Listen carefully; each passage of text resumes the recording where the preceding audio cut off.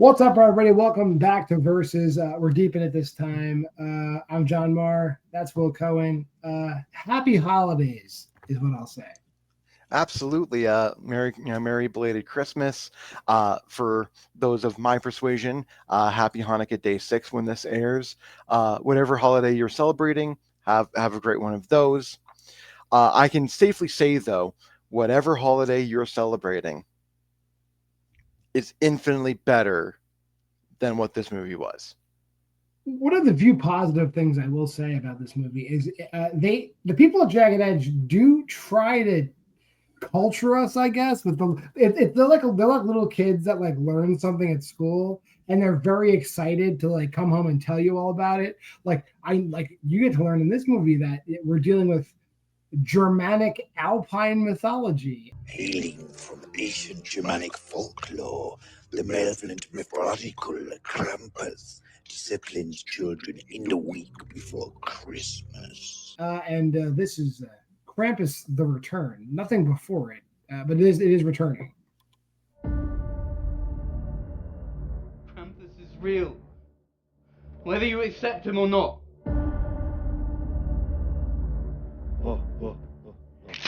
Not tonight! Merry Christmas, Harold. Have you heard of the legend of Krampus? Come and terrorize these kids around Christmas time or something like that?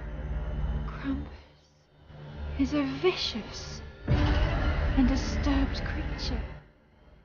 What is it? What the hell is going on? The only way to be rid of him is to run. Run for your life.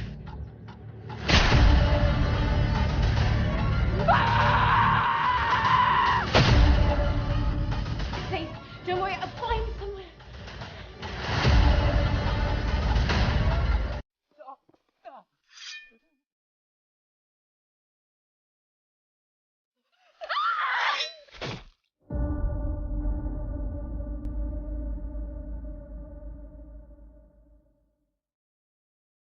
Okay, did the audio cut out in the middle of the trailer for you too?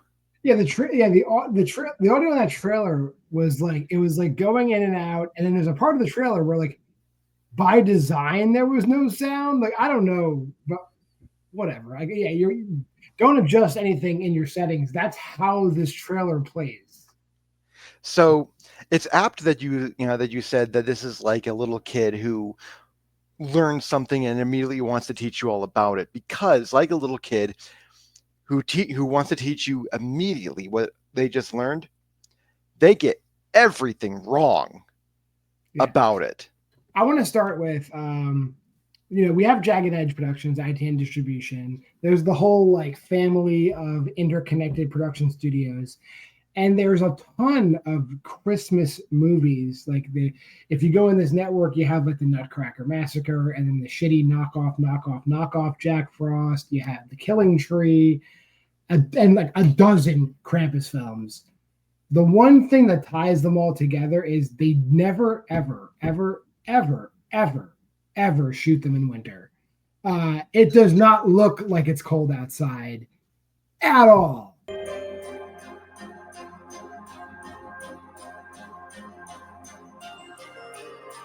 It is not cold in England at all during this movie. Absolutely not. And the thing is that if you watch like good films out of England, you know it fucking snows. So what's going on? Like you couldn't book one cabin for a winter night. One.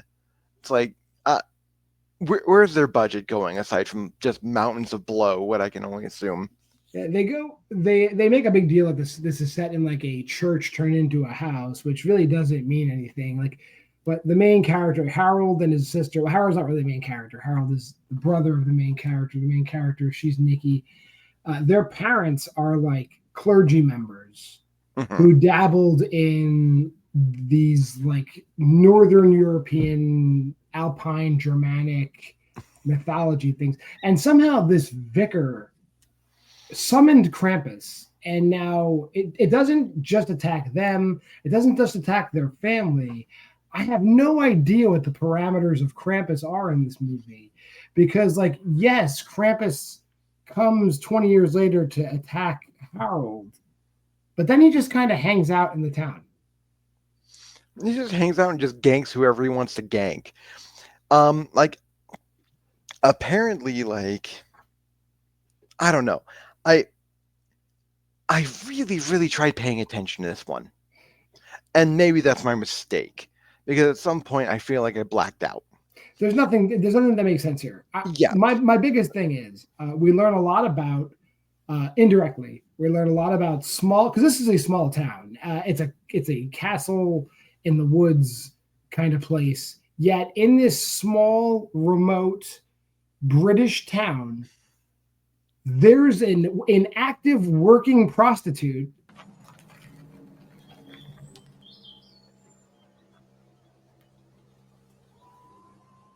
What can I do you for? They're on like a dirt road, and they stop to ask this girl for directions, and she's clearly a prostitute. Is that all you wanted? Yeah, that's it. All right. Suit yourself. I can see you've got enough entertainment to keep you busy. And we find out later she's definitely a prostitute, but it seems like she's in the wrong city to be plying that trade. This isn't even like the trailer park from Medusa. She's by herself on a dirt road. I mean, I guess there has to be one. And I guess as soon as your population grows over 20, there has, like, all of a sudden the 21st person becomes the prostitute. I guess. We'll come back to the prostitute though. Let's start at the beginning. Yeah, we're skipping over this great cold open with Harold. Oh God! Tell us a little bit about Harold, Will. So Harold is a twitchy little son of a bitch that, just like Harold from the movie Harold and Purple Crayon, I also wanted to see die right away. Cheers to the season. And at least with this film, we get our wish, because because he calls Nikki a, like, ass backward, like, ass end of the night, and he's just pouring out his heart, going, I wish we could talk, and then it's coming, and she's just very convinced that nothing is going to happen to him. It's all in his head. He's just in this big house all by himself, blah blah blah blah blah. I'm really looking forward to you coming down, Lisa. What day were you thinking of getting here? And then he swears he sees or hears Krampus, so he gets a shotgun, and all of a sudden turns into twitchy John McClane, which is hilarious for the 2 seconds that it is. I know you're here.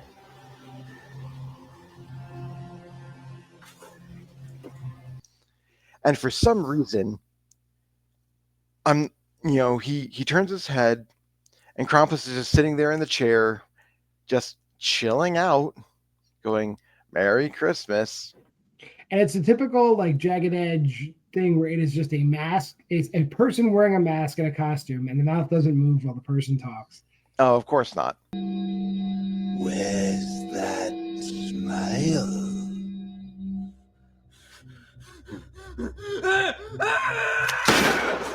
I think we've only gotten a costume like that actually, like, moved once. Yeah, because they actually had puppet effects for that one, which means that they bought less blow. But I digress. So I also like the fact that, like, Harold has this, like, legit looking pump action shotgun. Like, right. It's like legit looking. And he walks in the room. He knows it's Krampus. He wants to kill Krampus, knows Krampus is there to kill him, has the drop to shoot Krampus in the back of the head, and doesn't. Oh.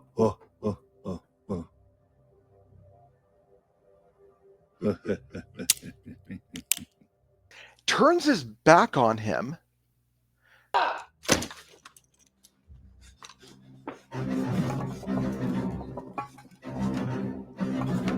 have the spell. For some reason. Well, he said he has there's a spell, that he has. Oh, so okay, so that's the reason. But okay, like, so he turns around to get the book for the why spell. wouldn't you have it like like why would like if you have the silver bullet, why would you like set it down? Why would you not know where it is? Why wouldn't you have it like in a holster, like on your hip, like ready to go? Like he is ill prepared. As we see in the film, like obviously, Krampus is I almost want to say he dies hard, which I'm not. No, this does not need to be in the same breath as Die Hard at all. But obviously, he's hard to kill, and so why not cap him in the back of the head? And while he's trying to heal up from that, grab the book at that point. No, he decides he needs the book right at that point, which gives Krampus the opportunity to give him the reach around, end all reach arounds, go for some reason. And this is the line I remembered. I hate that I remember this. It's like stealing candy from a baby, and pulls the trigger while the shotgun's under Harold's brain and immediately paints the ceiling. Like taking candy from a baby. Yep. And then we enter into like the confusion of this movie, like where I never know what day it is, because I imagine that was Christmas Eve when that happened. And that should be the only time that Krampus is around. You think. But then like they find out about Harold's suicide, and Nikki and her boyfriend and her boyfriend's girlfriend and a bunch of people come to the house. And when it must be after Christmas, but Krampus is still hanging around, and there's still Christmas decorations like in full force. I know people leave their Christmas decorations up through February. I understand that.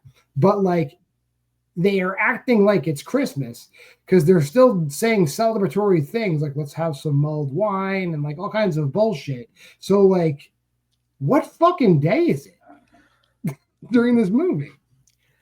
I mean, maybe I don't know, maybe like they just really like mulled wine on Boxing Day. I don't know. Is there like I don't know. I don't understand British holidays that much. So maybe it's like Christmas Eve, Christmas Day, Boxing Day, second Christmas, 11 Z's, afternoon tea. I don't fucking know what's going on. I don't think they care about what's going on. Because they're there for days. Like they get there the day at least. Okay, you have to imagine he shoots himself, but nobody knows he's there. He's by himself. So who would have discovered that body? I have no idea. Like nobody would have gone to discover the body. So it's a certain number of days after that. And even with as loud as a shotgun would be, there's no one around them to hear a gunshot. It's a house in the middle of a cemetery, by the way. Like everything around the house is a giant cemetery.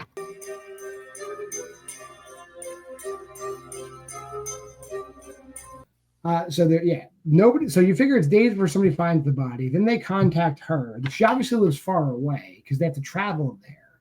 They get there, and then they're there for several days. That the entire time it's Christmas. Whatever. I digress. Also, they're stuck in the groundhog feedback loop. her boyfriend Ross. The balls on this guy. Like he's in a room with her and Nikki. His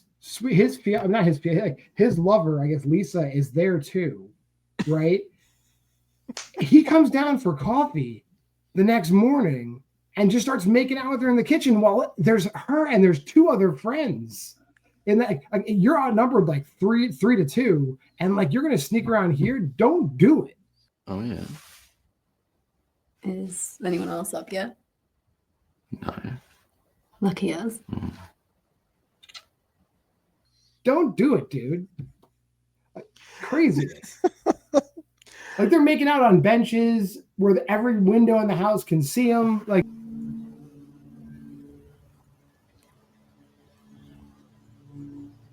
this is poor planning. They want to get caught. They're exhibitions. No, absolutely.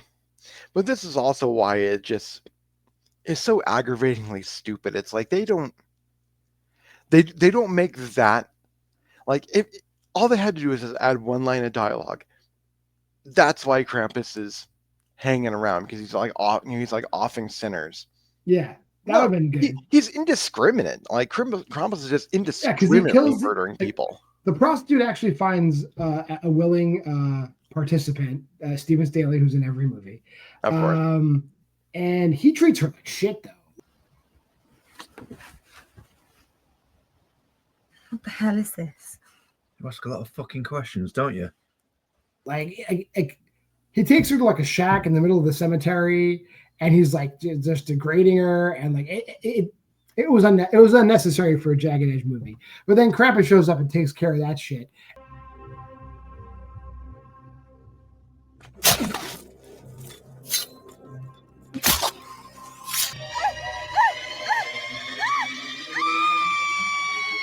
And then the poor caretaker of the cemetery the next day, who just stumbles upon the dead bodies, he kills that guy too.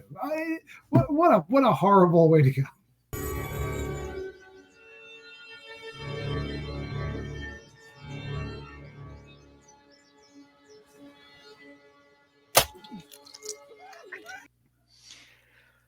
Yeah, it's like there's an old joke that Lewis Black has about about winter and the holidays, where it's just so gray and gray and gray that eventually you just want to, as he puts in the joke, slit your wrists so you can eventually see color. Maybe that's why Krampus is just murdering people, because he really likes the color red. I don't know. Again, there's the allure of Krampus. This has literally nothing to do with it. Like, they could have at least tied it together in some kind of way where it has something to do with Christmas. Christmas is such an afterthought. No one gives a shit, aside from talking about mulled wine, basically. They could talk about how these people are on the naughty list. No one cares. I want to correct myself. Lisa is the sister. Nikki is the lover. I've had that mixed up the entire time. Not that it matters. Please don't correct this over Jagged Edge films. Lisa is the sister. Nikki is the whore. And then there's the best friend. Paul is also along for the ride. And then there's a fourth friend who Jen. I don't know what the hell her name is. But like Krampus has now killed everybody outside the house, and then he gets inside the house, and then he's killing people inside the house. He kills Nikki right away.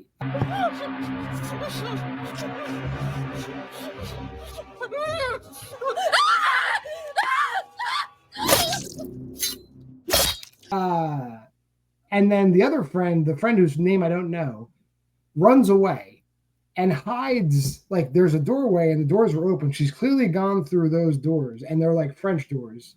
And she's hiding on the side of one of the French doors. Like, literally, there's nothing. This is your typical Jagged Edge bullshit. There's nothing. There's no way. Like, anybody who's looking for somebody won't find them. And the camera shot shows her hiding against the wall. Krampus enters the room. He would just have to go like this, and he would see her.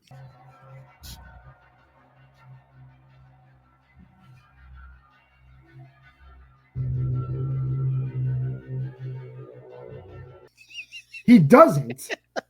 He's just like, and he turns around out of the direction he saw her run in, the only door she could have run in, doesn't even do the most minor search of the room, just walks in the opposite direction. Like, fuck these movies. Like, just fuck these movies. Yeah, 100%. And it's not like she survives. She survives just long enough to alert everybody else before she hides behind a old school, like, just stuffed chair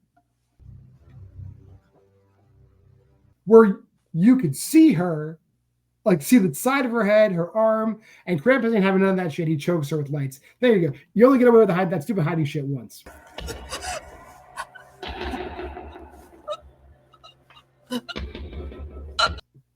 Yeah. And again, if they wanted to make it interesting, they could have continued, like, murdering them with holiday themed items. That would have at least been interesting throughout. Like, Give me some Jack Frost shit. Throw someone into the fire, make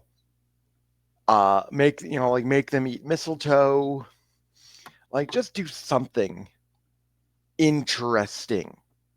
Yeah, just do something interesting. No, most of the time he's just gonna gank them with a weird curvy knife. Yeah, it's silliness. So we're left with just Paula and Lisa, and then they get slashed a little bit, but then they find the book and they just recite. They recite the first they manage to wrestle the knife away from Krampus and stab him. Paula, grab the knife! Paula!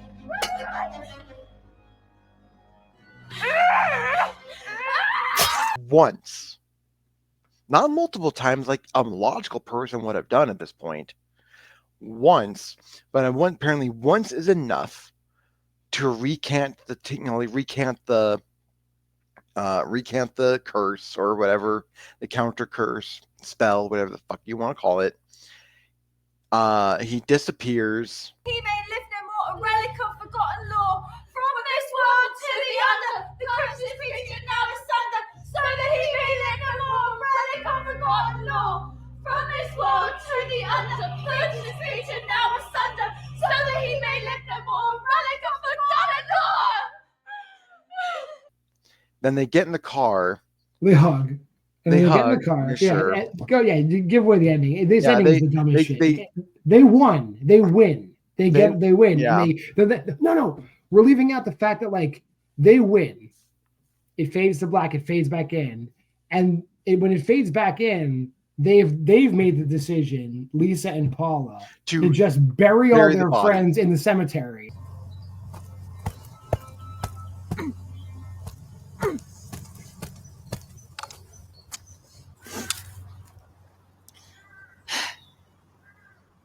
Can't believe it's come to this. Yeah, so two women who have the muscle tone of a picket fence are able to bury 5 bodies. Well, you figure if they buried the 3 bodies that are already in the cemetery, that's 1, 2, 3, 4, 5. Because they kill Ross too. 7 bodies. They bury 7 bodies, all in the course of a night. Yeah. Then the one girl has a black eye. The other girl has a bruise on her cheek. They get in the car, oh, good. We're going to leave. And then Lisa starts laughing insidiously. And then Krampus is somehow in the back seat choking out the other girl. And then we get our Jagged Edge ending. It's Krampus the Return.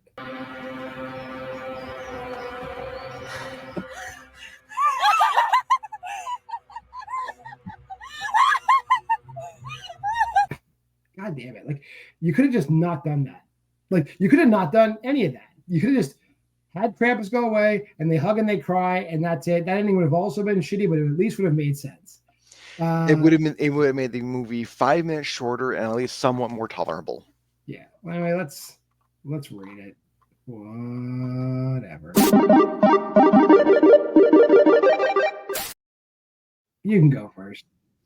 Now this gets the 1.5 lumps of coal right here, motherfucker. It's like, dude, why? This is all you had to do is just a little bit of research, link it to the lore, make some of these kills interesting, make any of this make sense. The characters have decent motivation. This is so lazy, and honestly, this would have gotten a lower score if it wasn't for the fact of getting that cold opening with Harold was so amusing. I thought this was going to be one of those really, really funny movies for all the wrong reason, and they completely let you down on that front as well. I think you said said this before. Fuck this movie. This movie sucks worse than your grandma's fruitcake. That's true. I'm going to go a little lower. I'm going to go 1. I really wish they would just take the time to give the movie any ending, any structure, anything that would set it apart from the thousands of the movies. Film it during winter would be a nice touch. make me believe it's cold outside. Like they don't do anything. Like they don't do anything right. They don't give a fuck. One, that's hey, and if you do decide to watch this movie, there's a drink and a drinking game in the description for you. We're almost done with Jagged Edge because we're up to the modern day of Jagged Edge. Next week we're gonna watch Spiders on a Plane, which is exactly what it sounds like. It's spiders on a plane. If you made it this far in the video, like, comment, subscribe, and share. Go to the Facebook group of Why We Love Horror. Go to our letterboxes. You'll see them below our names. Every week's the same. Monday is Versus You're Watching It. Thursday is the flagship show Why We Love Horror. This week will be our 2024 recap. And then Why We Love Horror Trivia on Friday, doing a 2024 special clip, Just the Clips Championship. Sometime in the week, Why We Love Horror TV. There will be special editions this week. But until next time, I am JWMaher, and that is Will Cohen. And this has been Versus.